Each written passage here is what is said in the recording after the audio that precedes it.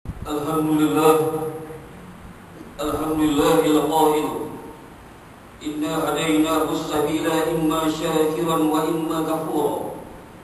Asyhadu an la ilaha illallah wahdahu la syarika lah wa asyhadu anna Muhammadan abduhu wa rasuluh. Allahumma shalli wa sallim ala sayyidina Muhammad wa ala alihi wa ashabihi wa tabi'in wa tabi'in lahum bi ihsan ila yaumiddin. Amma ba'du, fa ya ibadallah ittaqullah usikum wa iyaya bitaqwallah faqad fazal muttaqun.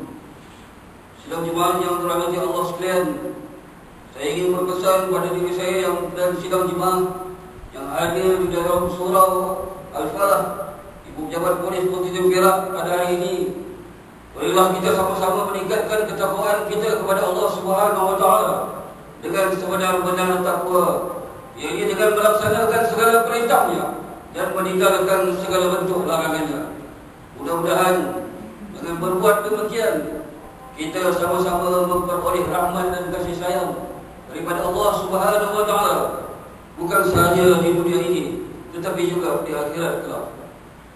Sidang jemaah yang dirahmati Allah sekalian, mimbar pada hari ini akan membicarakan khutbah yang bertajuk Dadah Membawa Petaka kepada Ummah.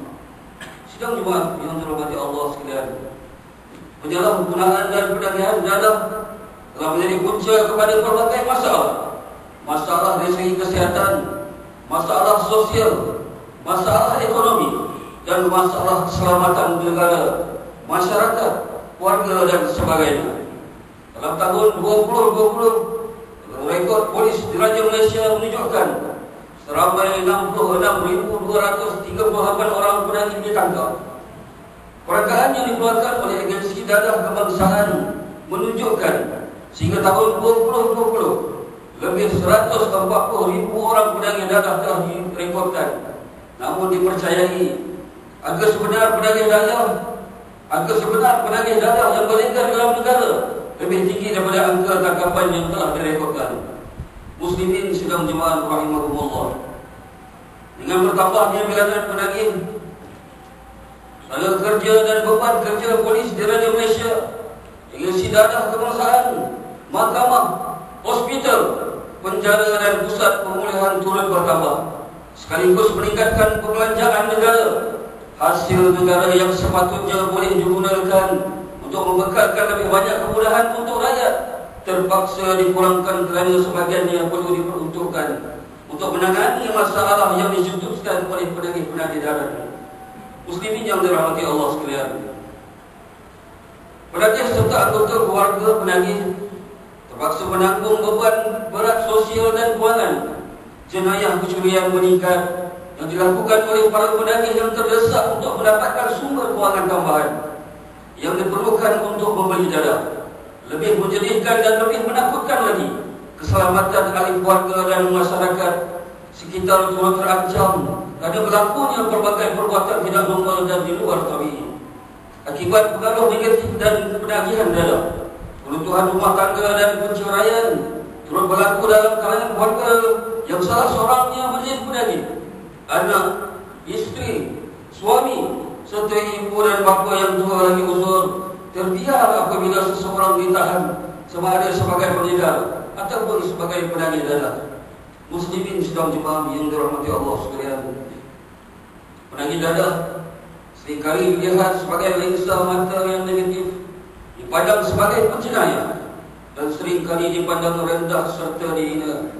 Sedangkan penagih dadah sebenarnya ialah mangsa kepada sedikit perniagaan dadah yang membina kekayaan atas titisan air mata penderitaan manusia yang dijadikan mangsa. Dadah telah menjadi bahan urus niaga global, urus niaga yang berjalan secara haram dalam pasaran gelap, melibatkan rangkaian penanaman, pembuatan, pengedaran dan penjualan.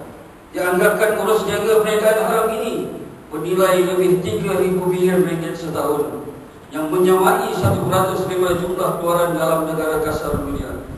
Muslimin sidang jemaah yang dirahmati Allah sekalian, data polis di Raja Malaysia menunjukkan sepanjang tahun 2020 lebih 13,000 kilogram dan hampir 18,000 liter dadah telah dirampas di bawah Akta Dadah Berbahaya tahun 1952. Di samping itu, lebih 221,000 kilogram dan 75,000 liter air ketum serta hampir 600 kilogram dadah lain turut dirampas di bawah Akta Racun pada tahun 1952 juga.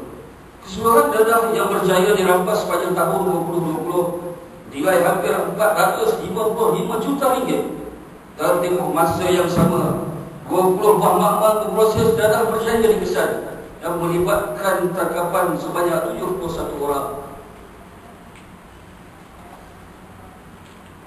Muslimin yang dirahmati Allah sekalian, sepanjang tahun 2020 seramai 6,633 orang pengedar berjaya diberkas. Pengedar dadah, terutamanya yang mengedar dadah secara kecil-kecilan, adalah juga manusia. Mereka menjadi alat kepada sindiket yang menjadikan dadah sebagai bahan perniagaan untuk membina kekayaan. Ramai pengedar dadah yang ditangkap, dituduh dan dibicarakan, dan apabila disabitkan, mengakhiri hayat mereka di tali gantung.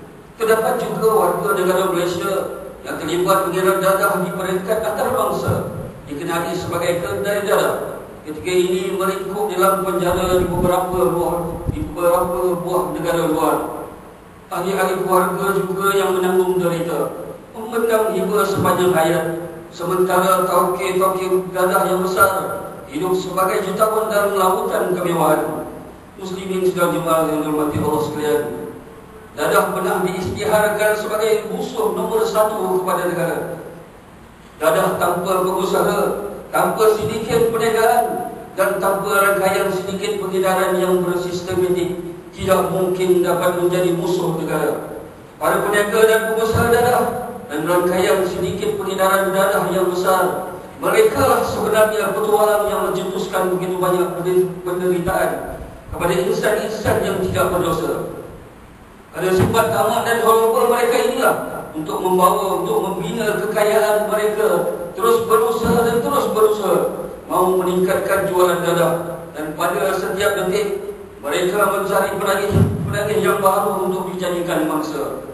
Muslimin sidang jemaah yang dirahmati Allah sekalian, lebih malang kepada negara dan teramat malang kepada warga apabila ada orang-orang perseorangan dan badan-badan pembuat kuasa, badan-badan perundangan dan badan-badan yang diamanahkan untuk melindungi warga dan negara menjadi kelabu pandangan kerana sobukan wang, mengamalkan sifat bunting dalam lipatan, bersedia bersekumpul dan bekerjasama, bersubahat, membantu memudahkan kerja-kerja memproses, menyelundup dan mengedar dadah. Petualang inilah yang wajib diperangi dan diisytiharkan jihad untuk kita sama-sama menghapuskan mereka. Sebagaimana sabda Rasulullah SAW, la imana liman la amanata lahu wa la dina liman la amdahu. Yang bermaksud, tidak sempurna iman seseorang yang tidak amanah, dan tidak sempurna agama seseorang yang tidak berpegang pada janjinya. Hadis riwayat Imam Ahmad. Muslimin sidang jemaah rahimahullah, sebelum mengakhiri khutbah yang pertama ini, mimbar sekali lagi menyeru para jemaah untuk sama-sama menggerakkan beberapa langkah berikut bagi mencegah masalah dan penyalahgunaan dadah. Pertama, membantu mengenal pasti mangsa dadah pada peringkat awal, dibantu segera untuk dirawat sebelum terlanjur jauh. Langkah yang kedua, membantu penagih yang telah berjaya dipulihkan agar dapat kembali hidup normal dan diterima secara positif dan diberikan sokongan oleh masyarakat dan rakan sebaya. Langkah yang seterusnya, melaporkan kepada pihak berkuasa jika didampingi oleh mana-mana pihak untuk mengambil dadah atau ditawarkan menjadi pengedar. Langkah yang keempat, ingatlah kepada Allah Subhanahu wa Ta'ala. Kita semua yang telah diberikan amanah dengan tanggungjawab tidak hilang korban kerana sogokan kewangan, lalu bersifat pakar makan padi, bersubahat dan bersekumpul dengan penjenayah perniagaan dadah. Dan yang terakhir, sama-sama kita bantu dalam usaha pihak berkuasa untuk meminimumkan kadar penagih dadah dalam usaha untuk mencapai martabat sifat dadah. Sebagaimana firman Allah Subhanahu wa taala dalam surah Al-Baqarah ayat yang ke-11. A'udzu billahi minasyaitonir rajim. Lahu mu'aqibatun min baini yadayhi wa min khalfihi yahfazunahu min amrillah. Inna Allah la yughayyiru ma biqaumin hatta yughayyiru ma bi anfusihim. Wa idza arada Allah biqaumin su'an fala maradda lahu wa ma lahum min dunihi min wal. Sadaqallahul azim. Yang bermaksud, bagi tiap-tiap seseorang ada malaikat penjaganya silih berganti dari hadapannya dan dari belakangnya yang mengawas dan menjaganya dari sesuatu bahaya dengan perintah Allah Subhanahu wa taala.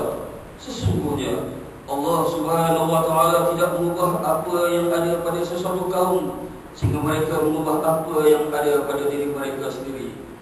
Dan apabila Allah Subhanahu wa taala menghendaki untuk menimpakan kepada sesuatu kaum bala bencana yang disebabkan kesalahan mereka sendiri, maka tiada sesiapa pun yang dapat menolak atau menahan apa yang ditetapkan olehnya, dan tidak ada sesiapa pun yang dapat menolong dan melindungi mereka selain darinya, yakni Allah Subhanahu wa taala.